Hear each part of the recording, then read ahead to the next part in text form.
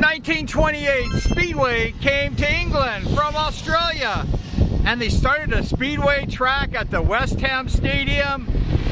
It was Jimmy Baxter. He was the first promoter of Speedway, and they called that team the West Ham Hammers.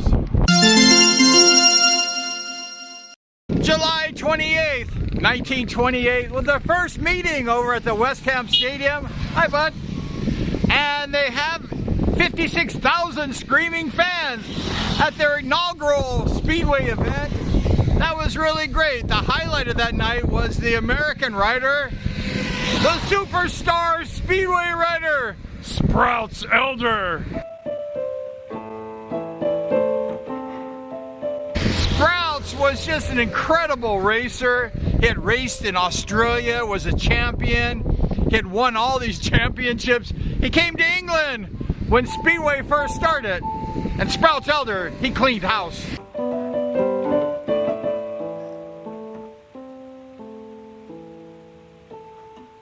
The entire time that West Ham raced to Speedway, they raced at that West Ham Stadium. It was a huge stadium. It was monster size. It was one of the largest venues of Speedway ever. That particular stadium held 100,000 people.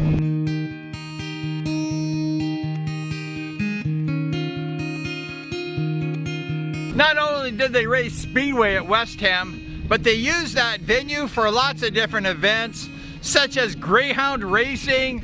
They had English football, they had a baseball game, and they also had it for hula hoops. West Ham really wasn't known for hula hoops. It had a 440-yard track. That's 400 meters. Got lots of trikes driving by here. And it was just a big track. It was a fast track too.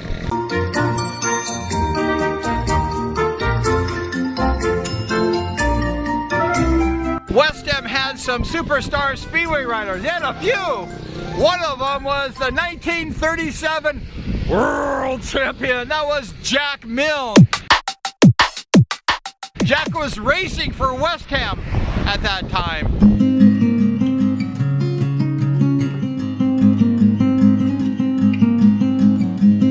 Jack Milne was the first American world champion. And he was just a great rider. I mean, Jack Milne was hard to beat. And I had a chance to meet Jack Milne before his passing in the late 90s. And Jack was a nice man. Jack was a kind man. And he was a humble man. He invented and was the co-founder of the Costa Mesa Speedway.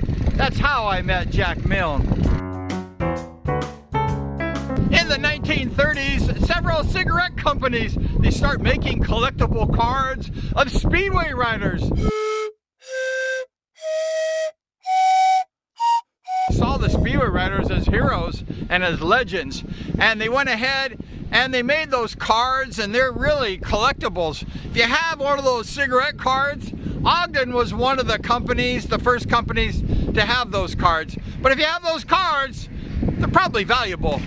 Some of the riders on those cigarette cards were Jack Milne, Nobby Keys, Gordon Byers, Billy Dallison, Tom Feardham, Wally Killmaster, Dickie Chase, and there was just a few others too.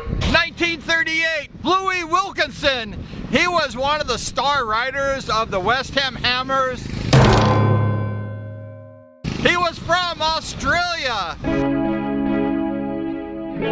Bluey was a really good rider. He won that World Championship 1938.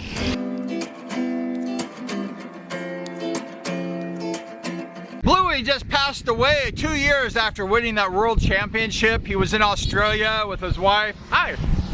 And he was riding his motorcycle like we're doing today. We're riding our motorcycle. I hope he was wearing a helmet. He was riding the bike and a big truck came in his way. He was just riding his own lane and it hit him, it smacked him, knocked him off his bike, and it cracked his head open, and Bluey Wilkinson was dead. And his wife, She was injured, but she survived that fatal motorcycle accident. With the advent of World War II, there was no more Speedway everywhere. Stopped. There was nothing.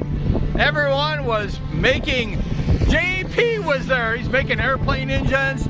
They're getting ready to defeat the German Nazis.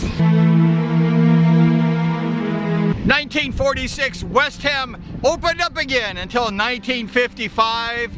In the 50s, the crowds were dwindling, and the Speedway team, the West Ham Hammers, had to close. One of the tragic events that happened at West Ham was July 22nd, 1952, when a Wimbledon rider, an American guy, his name is Ernie Rocio, and Ernie was leading the points for the World Championship qualifiers. He had done really well. He was favored to win the World Championship. The meeting was close, and it came down to some final races, and Ernie Rocio was racing in this muddy track. I guess a rider in front of him shot a lot of mud in his face. Ernie Rocio couldn't see, and he went ahead and wiped the mud off his face, and a rider, a teammate from behind, came and hit Ernie Rocio. Ernie Rocio went into the fence. Ernie Rocio, he died instantly. Even though Ernie raced for the Wimbledon Dons, that was a tragic event at West Ham, one that will never be forgotten. And he had a brother named Johnny, and Johnny was racing also Speedway in Europe and England. And Johnny went ahead and stopped Speedway at that time. He never went on a Speedway bike again.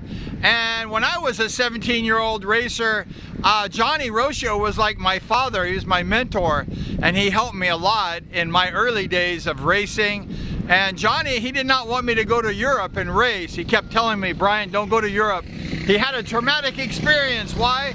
Because his brother, Ernie, had passed away. Ernie Rocio and I, we had some things in common.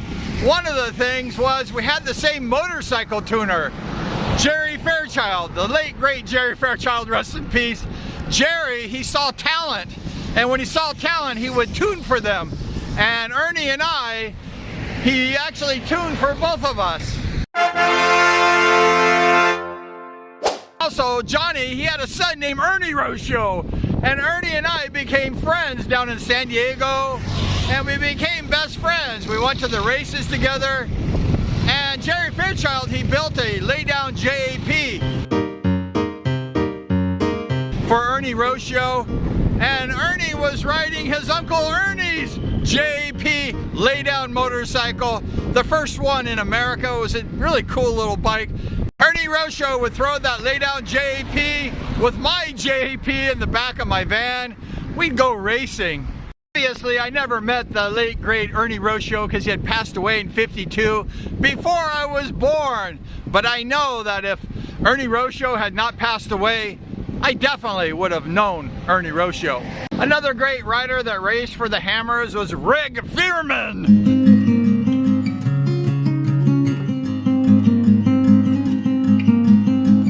Rig was an excellent rider, and Rig Fearman, he's still alive today. He's 90 years young. Rig Fearman, you're doing great. The Hammers were closed for quite a few years. In 1965, they were brought back. They won the British League title that year. They'd done really great, and they were really a good team, the Hammers.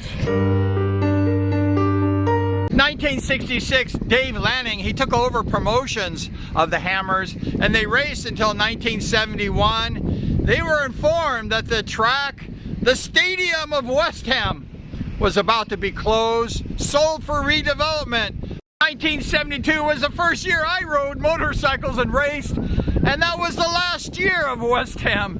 They changed their name to the Bombers, the West Ham Bombers, probably because their stadium was going to be bombed that year. They raced for a long time, since 1928, at that West Ham Stadium, the same stadium for all those years. And the West Ham, they had many good riders.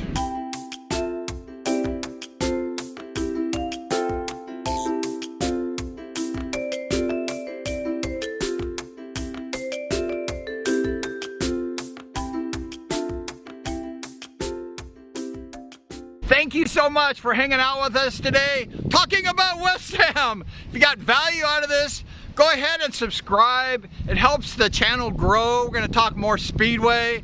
Got more motorcycles. We talk motorcycles.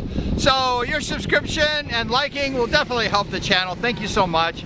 And we're gonna see you next time.